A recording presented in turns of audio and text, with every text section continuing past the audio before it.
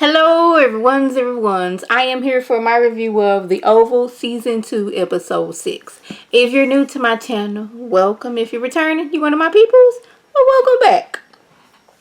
Now this was a good episode, but it was times when I thought people's spidey senses should have been on and popping and they weren't, and that was getting on my nerves.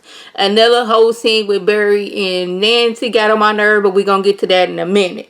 Now, y'all know last we seen Priscilla, she was snooping around Creepy Jason's room, seeing what's up because that was the last place the Gene was supposed to be. Creepy Jason, being creepy, catches her in his room and she's like, I'm here helping now since Gene seems to be nowhere to be found. He with a straight face because he Creepy Jason and he be out here killing folks. He was like, I don't know what's going on. He was up there talking about she was having trouble with her boyfriend and all these other things. Priscilla's questioning, like, what is that foul odor? He talking about it's my clothes. I'm like, sir, your clothes smell like dead body? Because if it does, you need to go get your clothes and your body checked out. But he get to planting seeds talking about when Raggedy Girl was up in her car, she heard her, like, arguing with her boyfriend and it was violent and all this other stuff. And Priscilla's like, okay, she ain't never told me this.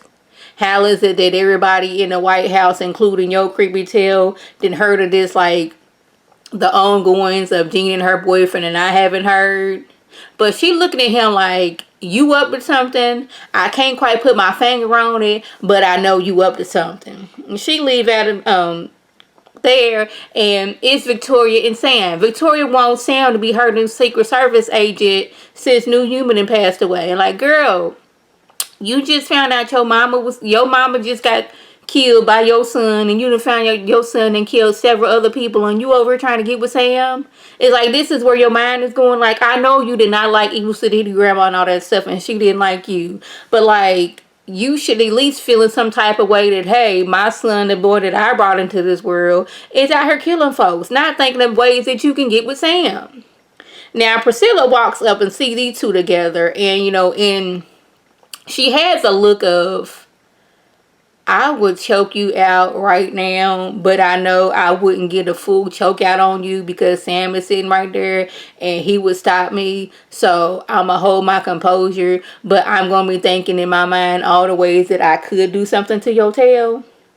Yes, she tells him that she has been helping now since Gene has gone missing. Now I'm like, Sam, this is when your spidey senses should have like popped on, like, Gene's missing? What is that about? He didn't even say anything about it. Like, how is it that your wife just told you that y'all, like, niece, cousin, I forgot, I don't know if that's her niece or her cousin, like, your family member gone up and missing, we don't know where she is.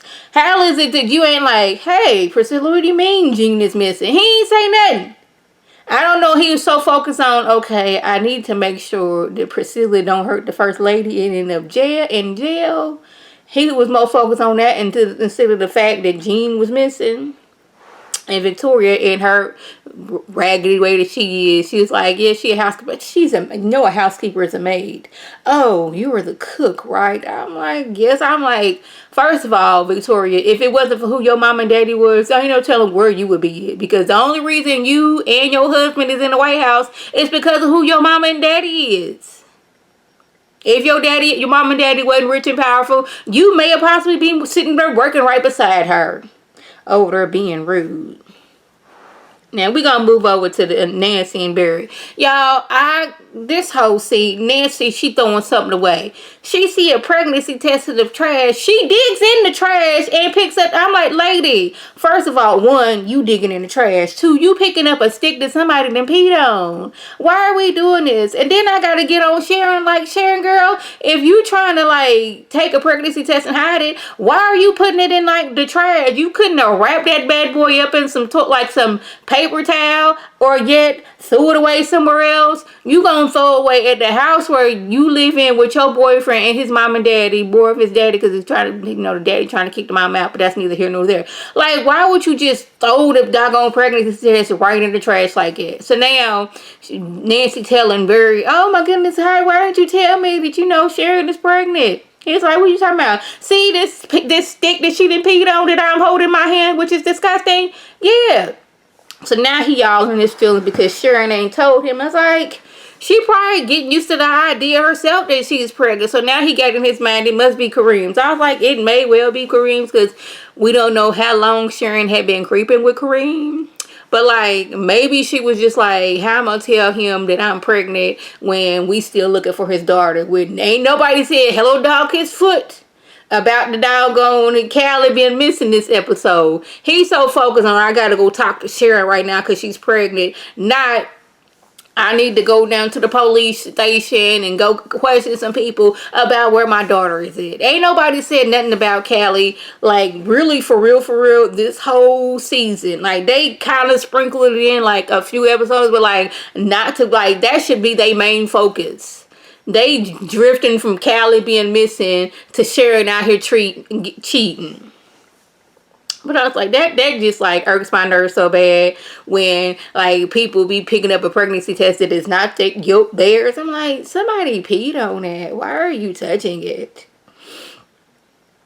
We're gonna move over to Cal. He done showed up at Donald's house with a bag and told us. He figured Lily, she not coming back. We gonna be living together. Donald, he's already like, why are you bringing a bag over my house? Like, yes, we kind of sort of together, but ain't nobody said nothing about us living together. But he's like, what's the big problem? Like, she gone. I'm moving in. That's how things are supposed to be. Lily, she sit up there working on one of her doggo outfits as Kyle's on the phone with Donald. She's like, oh, was you on the phone with my husband? He was like, first of all, what are you doing here? And she was like, this is my house. Did you forget that half of my money paid for this up in here? You own nothing up in here. This all me, boo-boo. She ain't say that, but I was reading between the lines. She's like, oh, was that your clothes? You can put them right over there with the rest of your clothes, which is in the trash can. He was like, oh, do you go to the FBI or do the DOG? I think that's what she said. It's some alphabet words. They got to do with the government. Wasn't really paying attention. Kind of, sort of, but not for real. She was like, if I had, you wouldn't be sitting here now, would you? So go ahead and get the rest of your trash and get up out of my house. And he got the nerve to be upset. Like, first of all, this her house. She paid for all up in here. You just sleeping with the man who lives here. Okay? Bobby and his bearded Max, they over here nursing their wounds. Because, you know, Bobby got shot by Lily. Max got shot by a cow. They, you know, putting peroxide and alcohol and patching up their wounds and all that stuff. And he's like, how'd you get shot? Well, Lily shot me. I was paid to, you know, mark her. And I ended up falling for her. In the midst of all that, she shot me. Didn't think she was going to do it, but she did. He didn't say that. But, you know, I'm filling in the blanks for the people who didn't watch last season or who forgot.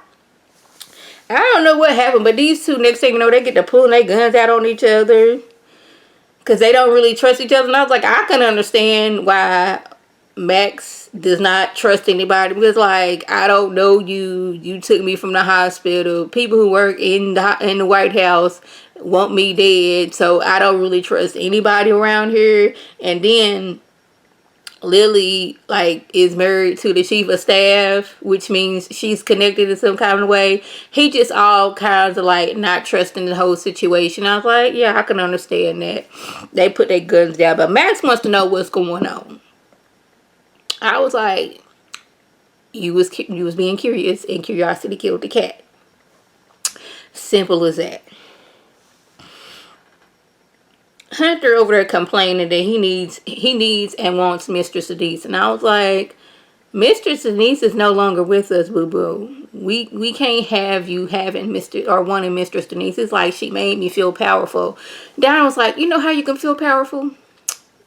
Have some meetings and appoint some people to your cabinet. That's how you can feel powerful. You are the president of these United States. Now, granted, the job was handed to you on a silver platter, and you didn't do anything to gain this power, but you still have power. So what does he want? He wants Mistress Secretary. That is going to be her name now because she basically his mistress. He calls Mistress Secretary in, you know, to relieve him and to, you know, what I put down, to, you know, bring him some type of pleasure. He makes Donald leave. He's ready for Mr. Secretary to, you know, give him some type of pleasure, and she all of a sudden act like she's above that. Like, yes, I slept with you before, but I'm all about my job now. I'm like, girl, the only reason that you were not sleeping with him now is because your boyfriend made you feel made you feel stupid because you out here sleeping your way up to the top, that this man don't love you. You were a piece of tail to him. That is nothing more, nothing less. So now, all of a sudden, she is above this. Like, which, by the way, they switched the character of the boyfriend so much. He seemed like some nice, quiet type, and now he's semi-abusive. But Donald, he tired of this. It's like, we got a country to run, and you've been in this job how long, and you've done more sleeping with people than you have doing anything else.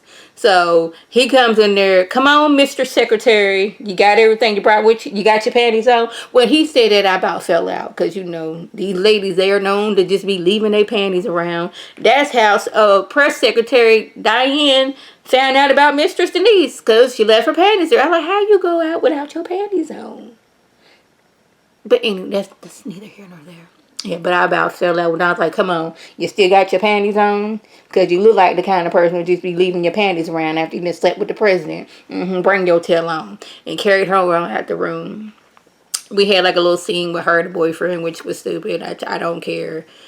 So yeah, that was the gist. If I left anything out, by all means, leave a comment below. If you're new to my channel, welcome. Feel free to subscribe. It's free all day, every day, free 99. Make sure your notifications are on to my beautiful face. When it's up a video, you can click on it, you can like it, you can share with your people, and you can come over and be one of my peoples. If you're already one of my peoples, welcome back. Y'all know what to do. Tell your people to tell their people to come over and be one of my peoples by clicking that icon above. Now, this is Lady T signing off. Have a good one.